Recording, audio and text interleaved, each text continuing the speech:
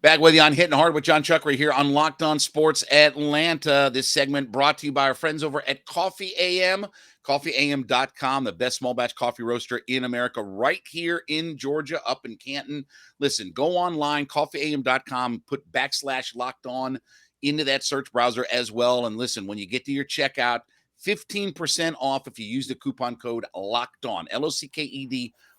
Use that coupon code at checkout to get 15% off your first order. Coffees, teas, gift sets, whatever you need, everything is available to you at coffeeam.com, the best small batch coffee roaster in America.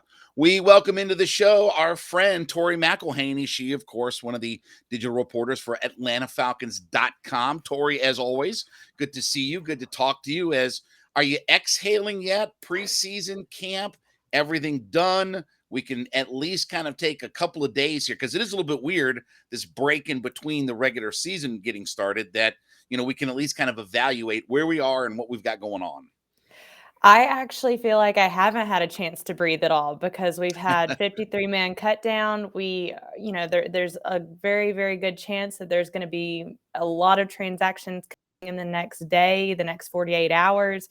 So for me, it's kind of been nonstop. It's funny because everybody's like, oh, we have this break like built in, and it doesn't feel like that at all. If anything, it feels kind of more. It feels like more is happening. What was your biggest takeaway or two from the preseason, from training camp, just 35,000-foot thoughts, if you will? Yeah, I think for me, I'm still very much learning about this team and this roster. There's so much new that we were having to it almost felt like drinking water out of a fire hydrant throughout the course of training camp and the preseason, because I had so many questions that I felt like I needed to get answers to. And it wasn't like I was sitting there being like, oh, I have to get every single answer. But I wanted to be able to go into the regular season and feel good about what I thought this team was. And I feel like I'm still searching for its identity. I know that a big theme for this team has been like, oh, like the outside perception of who we are, like that kind of gives us a chip on our shoulder. And I love that mentality. And I think that's almost something that you can kind of build an identity on. But what does that mean for when you get into the regular season? I think that's kind of the question that I still have. How can you show me that you are playing football with a chip on your shoulder, not just having this mentality, but actually going out and doing something on the field that backs it up? I think that's kind of where my head's at as we've kind of gone through the preseason, now kind of gearing up for the regular season. So let's talk about the 53-man roster. I don't know, any real surprises? I mean, there are good stories. Bernhardt is obviously a really good story, but any real surprises that stuck out to you? It feels like, you and I have talked before about things were kind of falling into place, those last couple of weeks, but anything really catch you off guard or anything? There wasn't really anything that caught me off guard because I could understand a lot of like why they did certain things that they did. And again, like there's going to be more movement coming in the coming days. I know Arthur Smith said when we talked to him on Monday, he was like, the 53-man roster that we announce on Tuesday is not going to be the one we end Wednesday with. It's not going to be the one we go into Thursday with, and so on and so forth. And so there's still so many things and so many wheels and cogs that are, I think, just moving right now. But I did think one of the biggest surprises that I had was seeing that Anthony Firkser did not make the 53-man roster. That was, I think, that was the one name that I never really thought would not make the 53-man, or if he didn't make the 53-man, that he would be a candidate to like return to the 53-man. And I'm not saying that that's like out of the question. That could definitely happen sometime in the next like 24, 48 hours.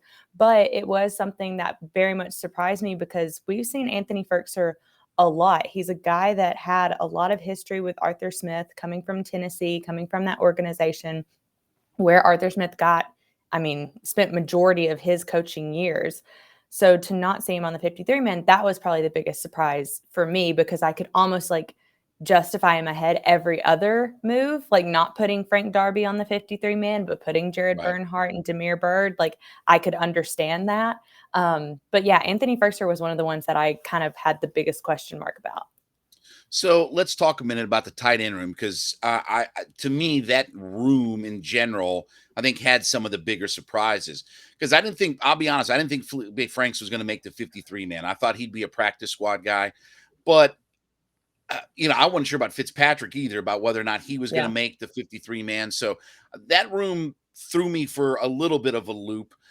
What it also to me means is that if Frank's on the 53, don't they have to go find a quarterback now for their practice squad? Don't they have to go find a guy that they can designate as a quarterback on the practice squad?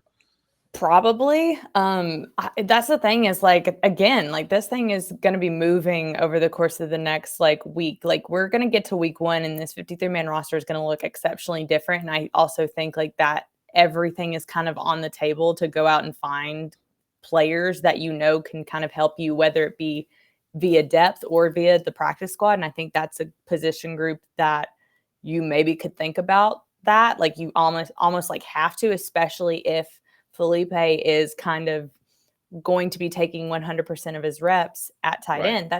I know like we talked about this all the time, and I know we were out at practice or the first couple of weeks of training camp talking about like Felipe was taking at the time 100% of the tight end snaps. Yeah. And I think people think, I said this the other day, but I was like, I think people think that I'm crazy talking about Felipe as a tight end because if you're just watching the preseason games, you don't see Felipe as a tight end. You see him as a quarterback. That's all they ran him as. So it's like, this wasn't just a mirage. This wasn't something that we all were just standing there making up that we saw I this. was standing beside you, Tori. I know. I know. Exactly. Yeah, but we actually have seen him be a tight end and honestly play fairly well for somebody who just picked it up within Yeah. the last year. So for Felipe, it's like, how much do you let him go in one way or the other? Like, are you still going to continue to have him when Desmond and Marcus like need a break? Like, are you still going to have Felipe go in there and throw some passes? I mean, you don't know that. We don't know that yet. We don't know how this like whole roster is even going to be constructed because again, there's so many moving parts right now. The running back position. I expect Caleb Huntley is going to be a practice squad guy, but I wonder about Qadree Ollison. I wonder if the time hasn't come to just part ways. I know they cut him, but obviously he was up and down on the practice squad and active roster last year.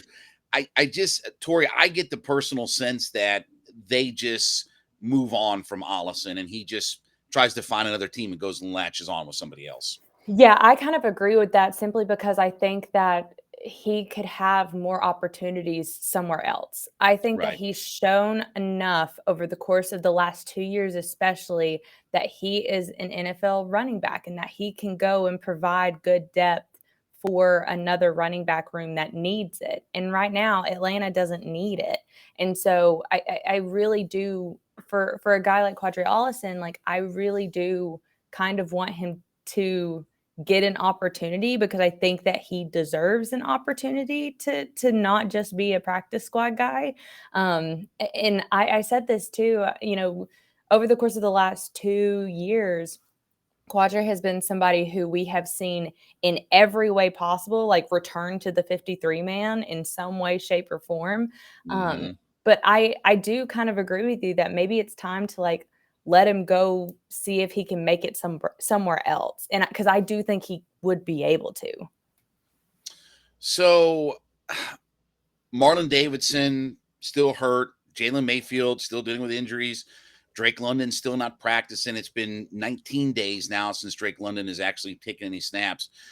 Probably a good thing that they don't have a game this week, right? Because I doubt very seriously any of those three guys could suit up and play a game on Sunday right now, right?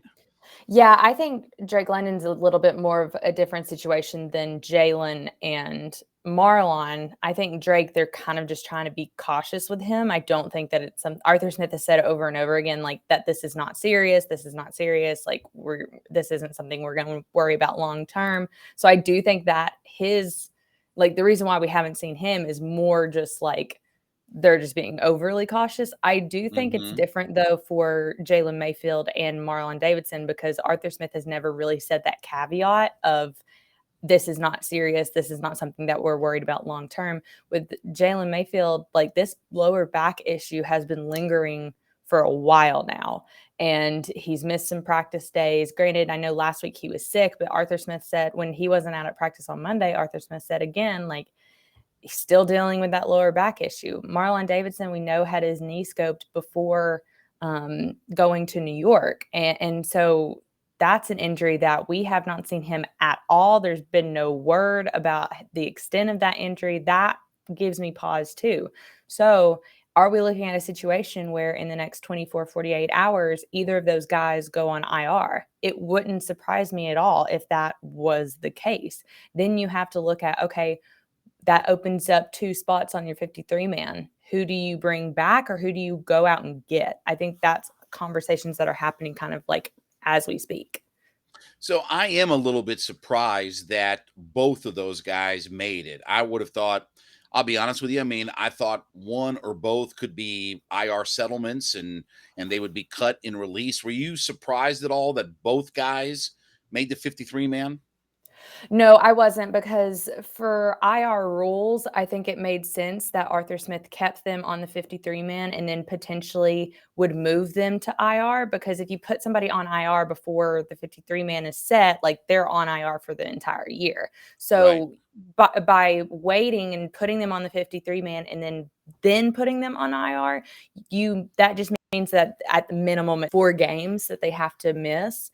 So I think it just gives Arthur Smith and his coaching staff the option to bring them back, because I don't think they're ready to give up on those guys just yet. I think they want them healthy so they can see what they can do. Jalen Mayfield in his second year after having a whole year of experience under his belt. And then Marlon Davidson, who we know has not been 100% at all since he got into the league. Can he get to 100%? And if he does, what does that look like? So for those 2 guys specifically, I think it was okay. It didn't surprise me that they got put on the 53-man, because I do think because of the IR rules, like, you want to at least keep them around to see what they can do when they are healthy again. So last question for you. Obviously, now we get into the let's see what's going to happen with Dion Jones. Played a Yep. lot. I was a little bit surprised by even how much he played I against was too. Jacksonville. Yeah. And we saw some trades yesterday in the NFL, and I guess it's just kind of wait and see. I mean, obviously, I've said, and I think you and I have talked about this.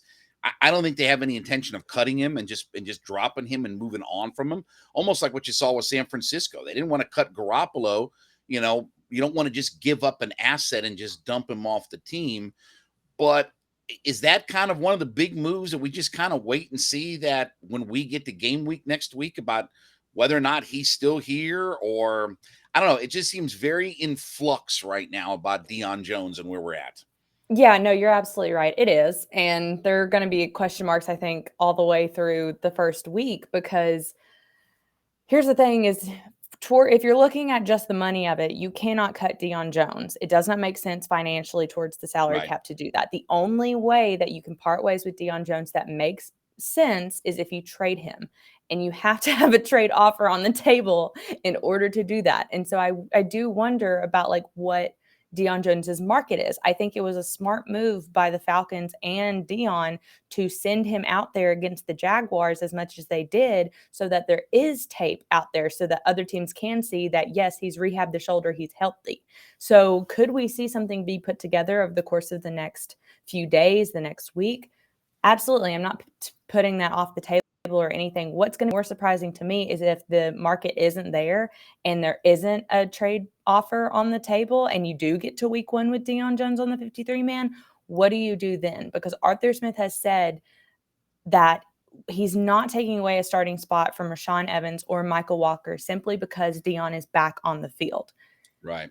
That to me is very indicative of them being like, we want to see Dion work back to a starting caliber spot. And he was like, I think Arthur even said, like, it's going to be hard to see the field with that room that Yeah, they currently have. his exact quote, Tori, was, "It's going to be hard for him to get on the field with the depth we have at linebacker right now." Yes, exactly. And so that to me is also very telling about Mhm. what this coaching staff feels like they have in Dion, where Dion currently is in his rehab and development, et cetera, et cetera. And what's crazy is we are talking about a former Pro Bowler. This is, it's great. That's the crazy part in all of this, is that even if the Falcons are shopping him, there's not a market right now. And again, who's to say that in the next week, in the next few days, that there isn't an offer on the table and the Falcons don't jump at that opportunity, or Dion jumps at that opportunity. But as of right now, you're exactly right when you say it's still all up in the air. I feel like it's one of those things, and this is probably a cop out me saying this, but like, it's one of those situations that we're not going to know until we know. And that's kind of how I feel about it. Yeah, it's very fluid. So you can check out all of her work at AtlantaFalcons.com. She covers the team there. And of course, follow her on her Twitter page at Tori_McElhaney. Tori, as always, we thank you so much for getting up with us and hanging out with us for a few minutes. So we'll be chatting all through the season. So thanks for joining me. Absolutely. Thanks for having me. You got it. Jon Chuckery. We'll be back. We're going to talk about the Calvin Ridley situation up next. Hittin Hard with Jon Chuckery, Locked on Sports Atlanta.